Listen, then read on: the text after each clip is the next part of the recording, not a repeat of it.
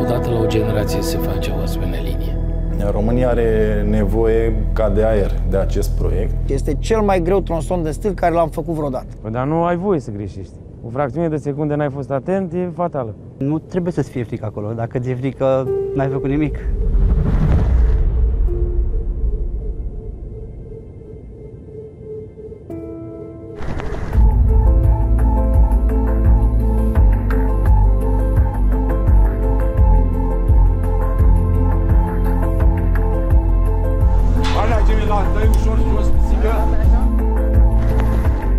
Hop, oprește așa rămâne.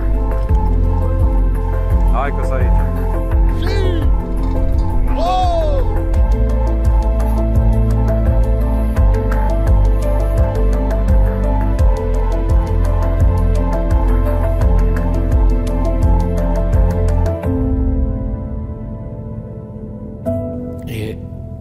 De asta sunt respectați, pentru că sunt în stare de sacrificiu. Eu cred că este mult suflet în ceea ce se face în montaj. Linia de înaltă tensiune Cernavodă-Stâlpu, un proiect istoric. Te întâlnești cu el o dată în viață și un adevărat record. 160 de kilometri de dublu circuit care leagă Dobrogea de restul țării, iar țara de restul Europei. Acest proiect este critic pentru tot ceea ce înseamnă România și securitatea energetică. Este definitoriu pentru o generație de oameni. Pe hârtie putem să ne gândim la orice, dar când ajungi să faci și să fii acolo, e altceva. Cernavodă-Stâlpu este cea mai importantă rețea de înaltă tensiune din România ultimilor 50 de ani. Cu ea, energia din Dobrogea trece din nou Dunărea după 35 de ani de la ultima traversare. Ridicată în numai 3 ani, linia a fost construită integral de electromontaj, în beneficiul Transelectrica. România încearcă să fie nu numai independentă energetic, ci să fie furnizor de energie. Cine deține o capacitate energetică foarte mare, este o forță în Europa. Proiectul Cernavodă-Stâlpu aparține, de fapt, întregii lumi. Face parte din coridorul nord-sud al interconexiunilor de energie electrică din Europa Centrală și de Sud-Est. Interconexiunea nu înseamnă numai că ne legăm la rețelele vecine, ci trebuie să asigurăm și circulația de putere. Interconectarea asta înseamnă că dacă are o problemă una dintre țări, poate fi ajutată din altă parte. Dacă nu este vânt în România, este vânt în Olanda. În ținutul morilor de vânt, adică Dobrogea, începe și povestea acestei linii, acum 15 ani, când regiunea devine unul dintre marile rezervoare eoliene din Europa. În plus, Dobrogea mai deține și centrala nucleară de la Cernavodă. Există însă o reală problemă. Vechile linii de înaltă tensiune, ridicate cândva tot de electromontaj, nu au capacitatea de a transporta acum atât de multă energie.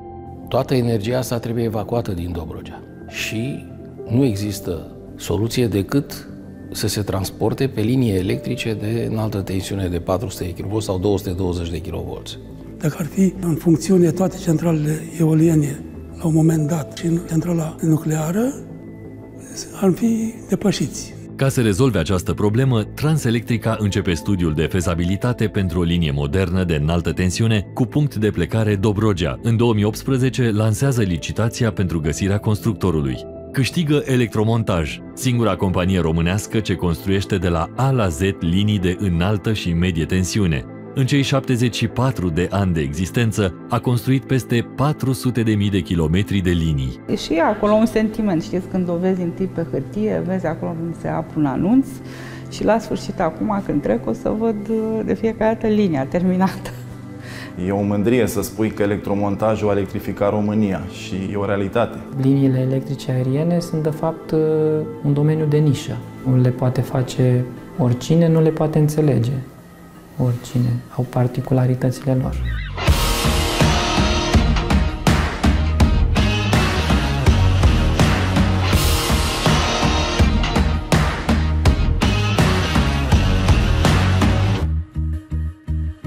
Proiectul noii linii Cernavodă-Stâlpu, câștigat în urma licitației Transelectrica, înseamnă 509 stâlpi întinși pe 160 de kilometri din 3 județe. 90% din lucrare urmează să se facă cu materiale românești.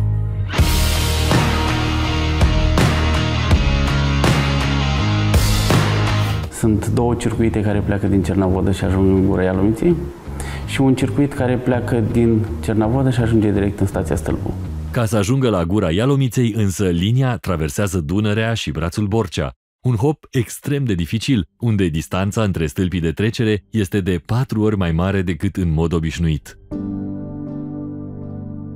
Pentru a putea să obții această distanță de 1300 metri între stâlpi în loc de 300, trebuie construiți niște stâlpi uriași, masivi, cu o înălțime foarte mare și cu o bază foarte puternică, astfel încât să poată să susțină această parte de linie. Cel mai scump punct din tot proiectul între Cernavodă și Stâlpu este traversarea Dunării.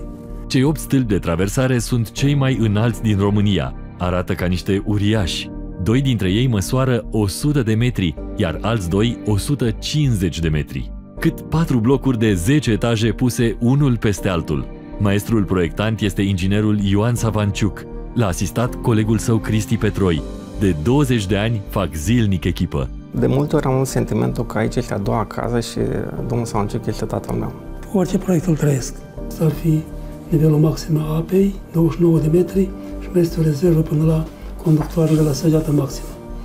În cazul ăsta, temperatura maximă de săgeata cea mai mare. Când linia va transporta, să zicem, de 2 ori 1400 de MW, vom avea 29 de metri plus o mică rezervă.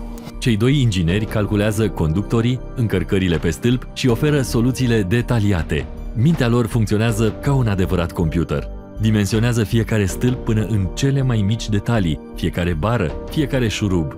La final, ce pun pe hârtie trebuie să se potrivească milimetric cu ce va fi pe șantier. Vorbim de un stâlp cu mii și mii de bare.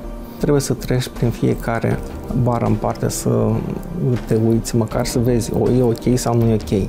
Este obligatoriu ca să prevezi cele mai negre scenarii, având în vedere că linia asta chiar nu trebuie să se întâmple cu ea nimic niciodată în viața noastră. Am calculat această lucrare în așa fel încât fenomenii care ar putea să o distrugă să apară odată la 1000 de ani. Până atunci, însă, mai periculoase sunt furtuna și gheața, mai ales că linia trece prin 3 zone meteo diferite. Fiecare zonă deci are vântul de la 15 la 40 de metri pe secundă, din 5 în 5 metri. Chiciura la fel de groasă. Proiectanții trebuie să calculeze toate combinațiile probabilistice imaginate pentru ca linia să rămână în picioare la orice fenomen meteo care ar putea apărea. Am calculat stâlpii pentru cutremur și nu a fost critic decât 2-3 bare din mii de bare. Determinant este vântul și depunerea de chiciură. Prototipul de stâlp este testat la stația de încercări stâlpi a Electromontaj, cea mai mare din Europa. Una dintre mize este rezistența firului conductor. Ok, descărcare terminată, cazul numărul 4, pregătiți de cazul numărul 5. Deci, niște prese care strâng cu bacuri speciale, care strâng conductorul și care forța nu trebuie să fie nici foarte mare ca să distrugă conductorul, nici insuficientă ca să smulgă. Dacă greșești, se repară cu pierdere de timp și bani. Dacă se rupe un conductor și cade pe o navă, sunt 400 kV acolo. Este un incendiu imediat și un dezastru.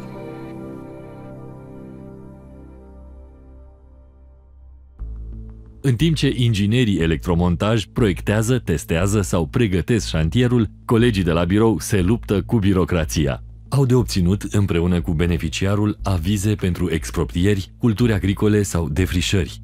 Defrișările ne-au întârziat, aș putea spune, exact 2 ani. Depinde dacă sunt defrișări din fondul Romsilva sau sunt din fondul privat. Dacă sunt din fondul privat, e foarte greu cu proprietarii. Mulți nu se mai găsesc, nu sunt în țară. Dana Ioanițescu lucrează la electromontaj de aproape 40 de ani. Spune că în România toate proiectele de linie se împotmolesc în aceleași obstacole. De fapt, provocări care necesită creativitate și răbdare. Așa, la prima vedere te gândești, da, uite, sunt obstacolele astea care nu erau în caiet, s-au mai schimbat trasee pentru că nu se știau proprietarii, adică a fost o întreagă istorie așa. Victoraș Popescu s-a născut chiar în 1986, anul ultimei traversări de înaltă tensiune peste Dunăre, și atunci o construia tot electromontaj. Acum este el cel care proiectează fundațiile liniei Cernavodă-Stâlpu. Piloții care compun fundațiile stâlpilor de traversare au un diametru de 1200 de milimetri și merg până la 33 de metri adâncime, care ar însemna aproximativ un bloc de 10 etaje. Cu cantitatea de beton din radiere și piloți forați se pot construi aproximativ 60 de case. Pentru o singură fundație am folosit 132 de tone de armătură și 1400 de metri cubi de beton. Niciodată nu am mai lucrat cu asemenea cantități, deși am aproape 20 de ani de experiență în domeniu. Cei 8 stâlpi de traversare înghit 4000 de metri cubi de beton pentru radiere și tot atâția pentru pilonii forați. Recorduri care nu salvează situația când încep ploile în primăvara lui 2021. Plouă zilnic timp de câteva luni. La Borna 21 forajele stau pe loc.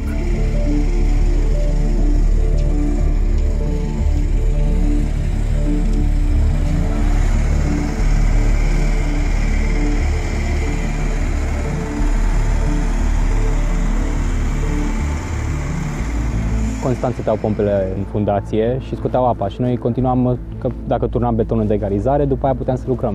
Trebuie să schimbăm planul. Discutam cu project managerul nostru, care îmi povestea că a avut niște zile și nopți în care a trebuit să schimbe efectiv strategia. Te mai și culci la 2 și te trezești la 3. Încerci să mai adormi și te gândești cam ce ai uitat, din ce n-ai făcut azi, ai vorbit cu cine trebuie să decurgă totul bine. Apoi tot la Borna 21 de pe malul Dunării au dat peste nisipuri refulante. Moment în care Victoraș spune că s-a simțit ca meșterul Manole. În momentul în care scoți sapa cu care execuți forajul, aceste nisipuri refulante lucrează și cumva stupă la loc groapa pe care ai făcut-o. Meșterul Manole. Accesul utilajelor era aproape imposibil, cifele cu beton ajungeau foarte greu, trase de buldozer. Soluția a fost ca întreaga echipă să echilibreze hidrostatic forajul. Adică în momentul în care se scotea sapa cu pământul pe care îl fora, se umplea în același timp cu apă pentru a pune presiune pe aceste nisipuri să nu mai refuleze. Și tot așa până la adâncimea de 33 de metri. Fără o fundație bine executată, niciun stâlp nu poate sta în picioare, oricât de bine ar fi el proiectat. Mi-am impus să nu greșesc nicăieri, nu?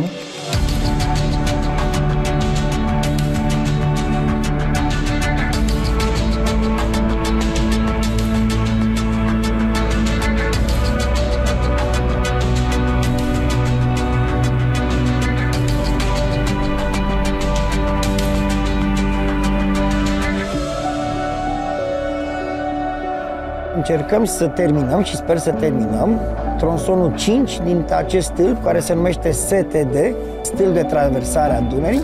La momentul ăsta suntem undeva la 125 de metri înălțime. Mai avem încă 25 de metri. Stâlpul va avea 150 de metri construcție metalică. Înainte de a fi ridicat, stâlpul a fost asamblat la sol, precum piesele de Lego, însă piese fine și elegante. Au fost făcuți în final frumos, în special dantelăria barelor. O să vedeți că acolo e o întreagă dantelărie care dă un aspect impresionant stâlpului. S-a dorit ca stâlpul să impresioneze prin eleganță. La asamblat să nu greșească anumite repere sau să nu greșească anumite componente. Pentru că atunci când îl ridică, nu se potrivesc. Stâlpul nu se poate ridica decât după ce e construit jos. Ori aceeași echipă care lucrează acolo sus, de aceea 8, sunt parte integrantă a echipei de 20 de oameni care au lucrat și jos. Deci ei nu sunt veniți din altă lume și acolo stau să se gândească ce au de făcut. Nu, știu foarte bine ce au de făcut, pentru că au făcut lucrul ăsta jos. Marea provocare rămâne însă ridicarea stâlpului pe tronsoane, bucată cu bucată. O operație palpitantă și extrem de dificilă din cauza greutăților nemai întâlnite. Partea de jos a acestui stâlp, de pildă, adică tronsonul 10, cântărește 88 de tone. În 11-12 ani de experiență este cel mai greu tronson de stâlp care am făcut vreodată. În media lor sunt undeva stâlpii obișnuiți, undeva la 15-16 tone Iar ăsta, o singură bucățică din partea inferioară, era mai grea decât orice alt stâlp. Sunt șuruburi care se introduc între elementele care se fixează. Ai nevoie de o îndemânare, nu trebuie să fii neîndemânatic să scape șuruburile. Deci el când îl ridici de jos, există riscul tot timpul de cu o mică neatenție să poți să frângi, să faci mici stricăciuni sau poate, Doamne ferește, mari stricăciuni la piesa respectivă. Punctul culminant este atunci când macaraua începe să fixeze bucățile de stâlp. Cântărește 650 de tone, dar pe cât e de mare, pe atât e de sensibilă. Dacă bate vântul, nu mai poate ridica nimic. Gândiți-vă cât e de mare brațul și nu se poate roti. Adică dacă rotește în direcția vântului, e posibil să meargă. Dacă rotește în direcția opusă vântului, nu e în stare să meargă. Când ridică vârful și îl pune pe restul stâlpului, atunci toate cele 4 picioare trebuie să vină exact. Burătorii trebuie să fie foarte experimentați, foarte atenți. În momentul ăla se face liniște, pentru că trebuie echilibrat foarte bine și să ajungă exact unde trebuie. Și toți acționează ca unul singur.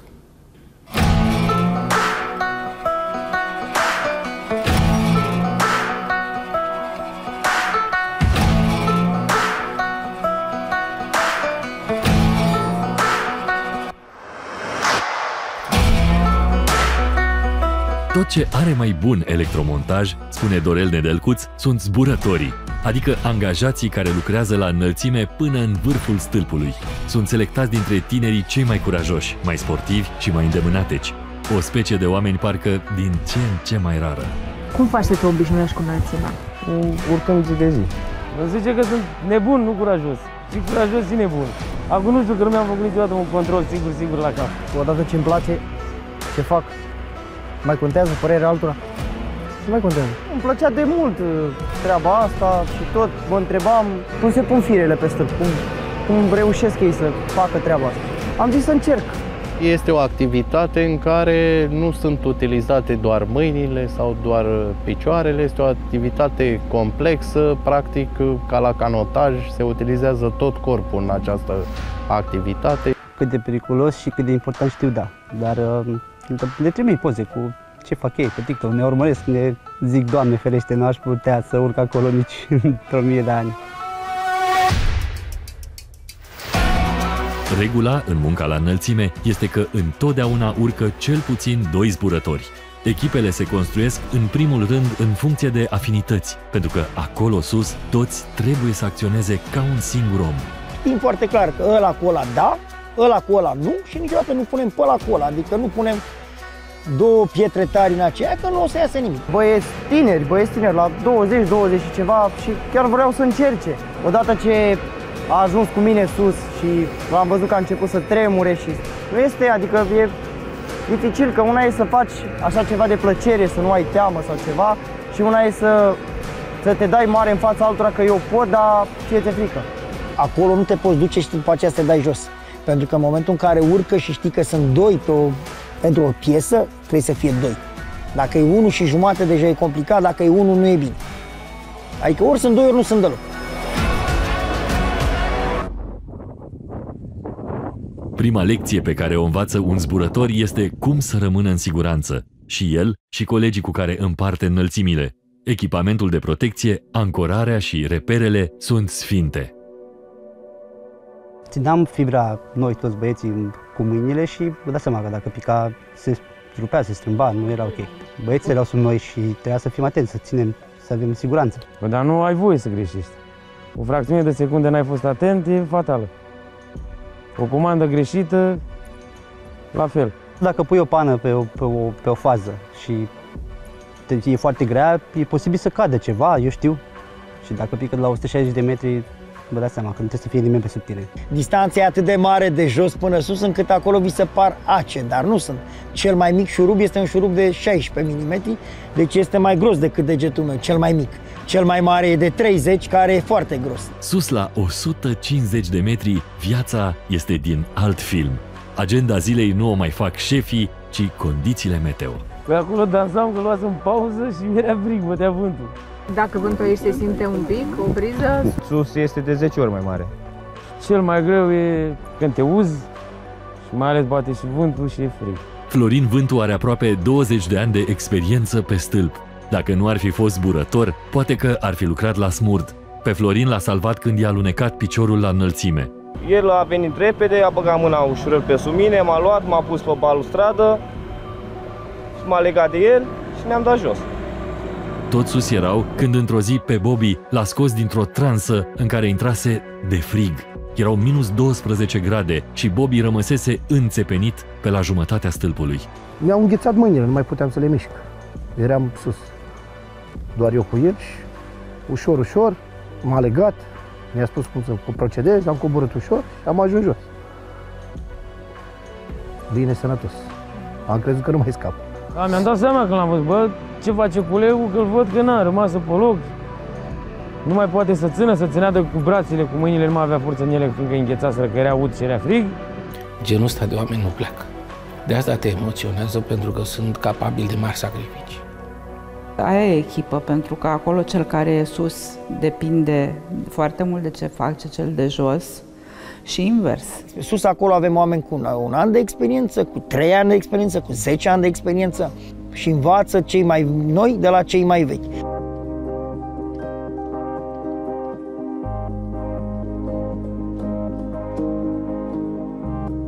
Hai să vă mai spun un citat dintr-un șef de echipă. Nicăieri nu e mai frumos decât să stau în vârful stâlpului, să văd lanurile de grâu cu maci în ele. Da, sunt de la țară și simt pământul, vor să vadă așa mirosul câmpului. Nu suportă să stea într-o fabrică.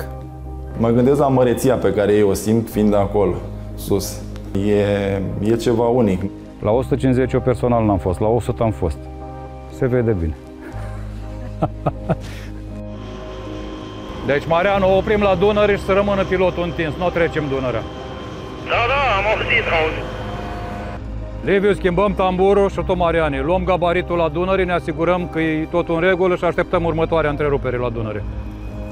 Da, eu o să schimb tamburul.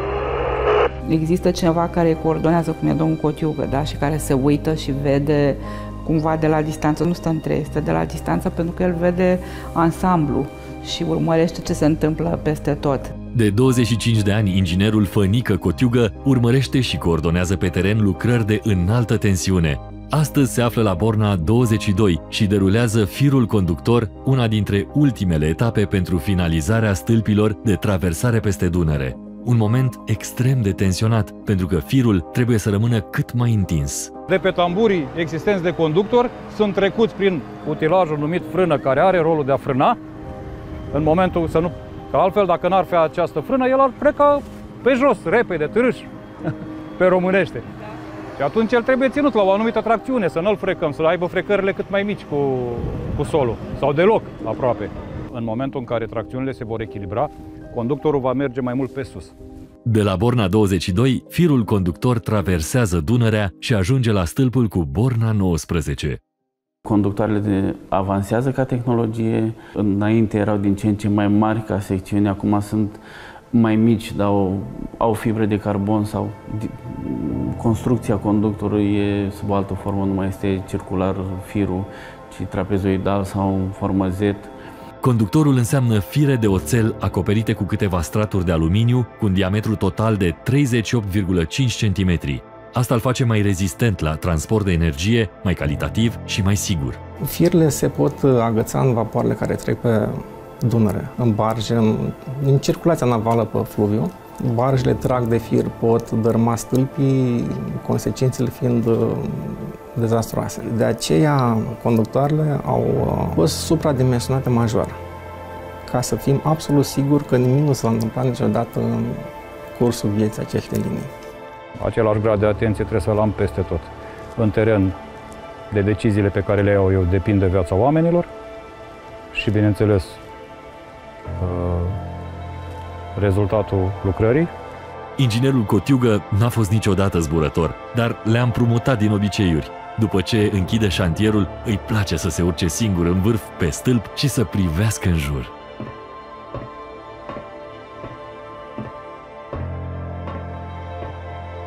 De ce la sfârșit? Ca să am priveliștea ansamblului.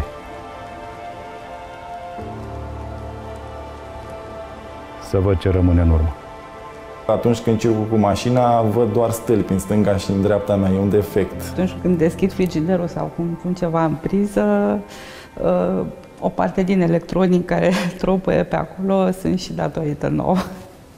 Oamenii care au apărut în acest film sunt doar câțiva dintre cei 1500 de angajați ai Electromontaj risipiți pe 3 continente.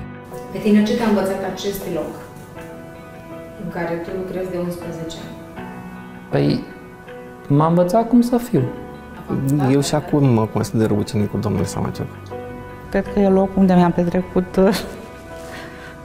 foarte mare parte din viață și uite că...